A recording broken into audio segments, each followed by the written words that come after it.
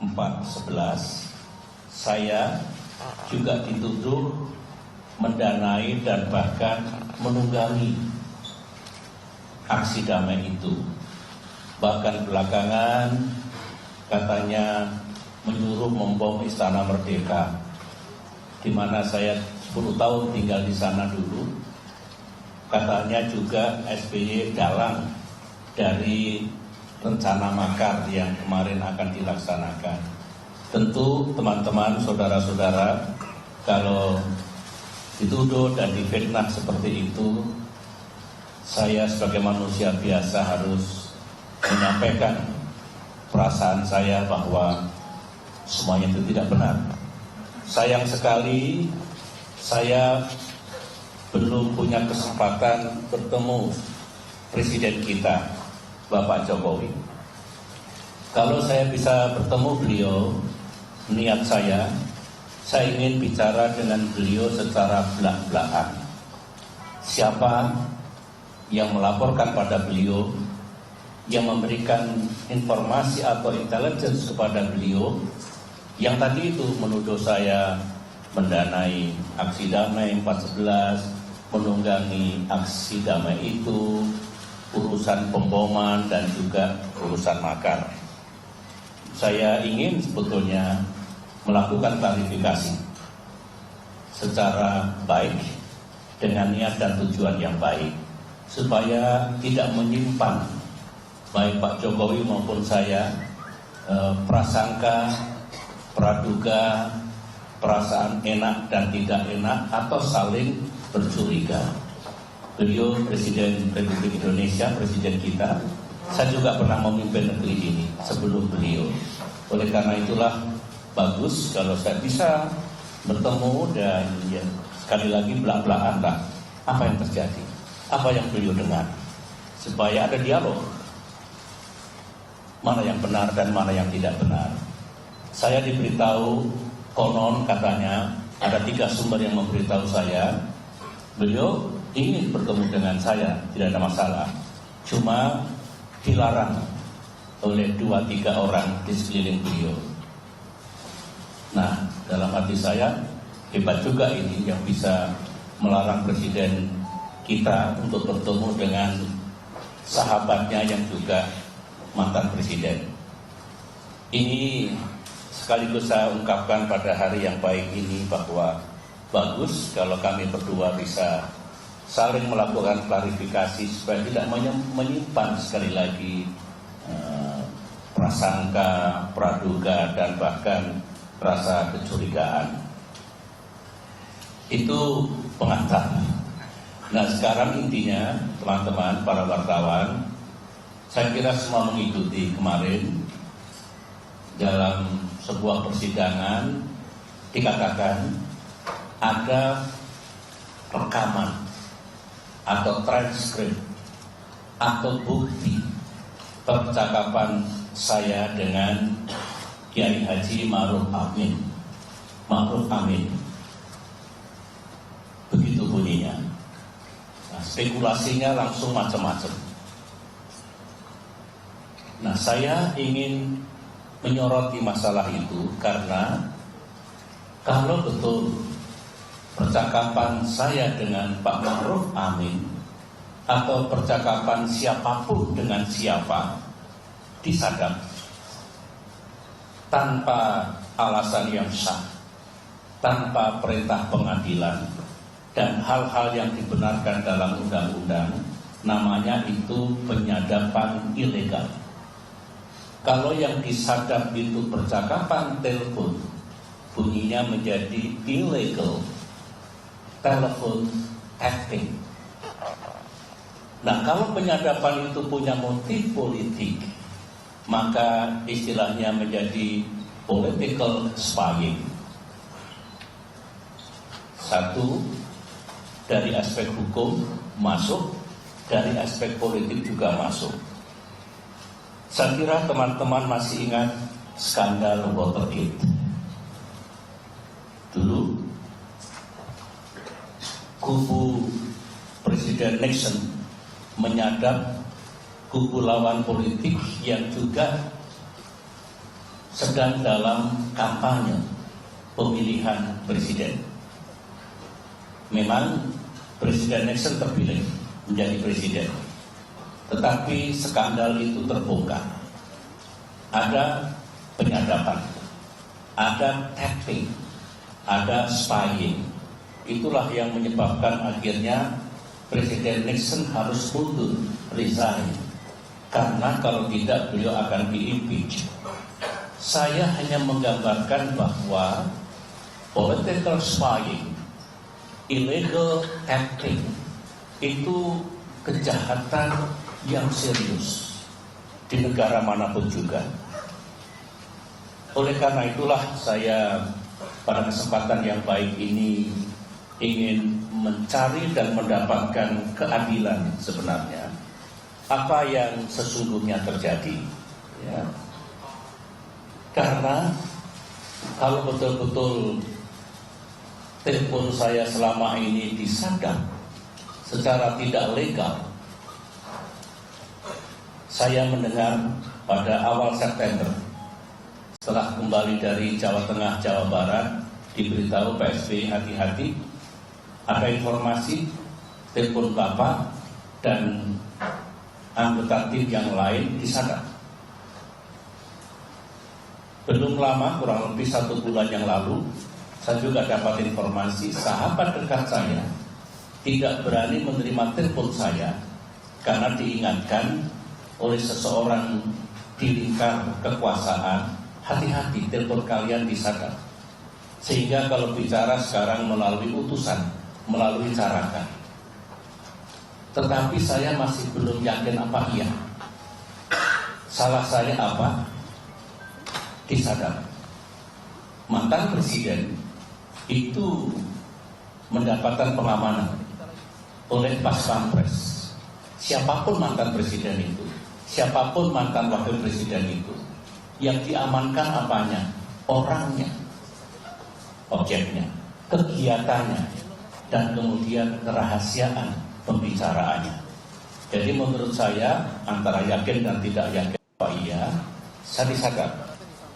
Nah, kalau betul-betul disadap, maka segala pembicaraan, kemudian kegiatan, mungkin strategi, mungkin rencana, apapun akan diketahui oleh mereka yang tidak punya hak sama sekali.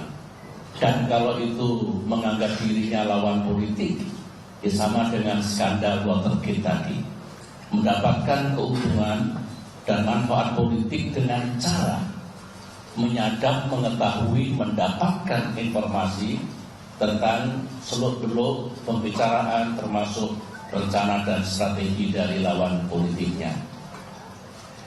Dalam pilpres maupun pilkada, ya penyadapan seperti ini sangat bisa membuat seorang kandidat kalah. Ya memang akan ketahuan semua, mau dirahasiakan seperti apapun, ketahuan, tahu. Sementara itu saudara-saudara, saya ingatkan masih kembali ke soal penyadapan ilegal, karena for me it is very serious. Kita punya perangkat undang-undang, adalah undang-undang tentang informasi dan transaksi elektronik, ITE, ya. Itu pertama kali terbit di era saya dulu pada tahun 2008, kemudian diperbaharui di era Pak Jokowi pada tahun 2016. Di situ ada pasal-pasal yang melarang seseorang atau pihak manapun melakukan penyadapan ilegal tadi. Salah satunya saya bacakan, ini pasal 31. Setiap orang dengan sengaja dan tanpa hak atau melawan hukum melakukan intersepsi atau penyadapan atas informasi elektronik dan atau dokumen elektronik dalam suatu komputer dan atau sistem elektronik tertentu milik orang lain dipidana dengan pidana penjara paling lama 10 tahun, berat hukumannya. dan atau denda paling banyak 800 juta rupiah. Konstitusi kita, undang-undang kita, aturan kita sama dengan negara-negara lain melarang tindakan penyadapan ilegal itu. Oleh karena itulah, dengan semuanya itu, saya bermohon sebagai warga negara biasa, teman-teman, kalau memang pembicaraan saya kapanpun, kalau yang disebut kemarin pembicaraan saya dengan Pak Ma'ruf Amin itu disadap, ada rekamannya, ada transkripnya, maka saya berharap pihak kepolisian, pihak kejaksaan, dan pihak pengadilan untuk menegakkan hukum sesuai undang-undang ITE tadi. Saya hanya mohon itu supaya rakyat bisa mendapatkan keadilan dan tegaknya hukum. Dan mulai hari ini saya akan mengikuti apa respon dari penegak hukum, karena ini bukan delik aduan. Tidak perlu Polri menunggu aduan saya. Sekali lagi, bukan delik aduan. Equality before the law, kesamaan dalam hukum itu adalah hak konstitusional setiap orang. Semangat dan jiwa Undang-Undang Dasar 1945 juga seperti itu. Dan melalui mimbar ini, saya juga mohon agar transkrip percakapan telepon saya yang sekarang katanya dimiliki oleh pihak Pak Ahok, beliau sendiri, atau tim pengacaranya, saya juga bisa mendapatkan. Karena saya khawatir kalau tidak saya dapatkan, sangat bisa transkrip itu ditambah atau dikurangi percakapannya. Sangat mungkin kalau sudah menjadi transkrip itu bisa ada tambah kurang yang tentu akan berubah dari isinya seperti apa. Saya sungguh ingin mendapatkan transkrip itu karena dikatakan kami punya buktinya, kami punya rekamannya, dan kami punya transkripnya. Kurang lebih seperti itu. Nah, kalau saudara-saudara yang menyadap secara ilegal ini bukan pihak Pak Ahok atau tim pengacaranya Pak Ahok dan pihak lain, saya juga bermohon kepada negara untuk diusut siapa yang menyadap itu. Yang saya tahu di samping KPK menyadap yang urusannya tindak pidana korupsi, ada lembaga yang lain, yaitu Polri, BIN atau Badan Intelijen Negara, dan juga BAIS TNI. Saya tidak tahu apakah masih ada atau tidak. Tetapi paling tidak itulah institusi-institusi negara yang memiliki kemampuan untuk menyadap.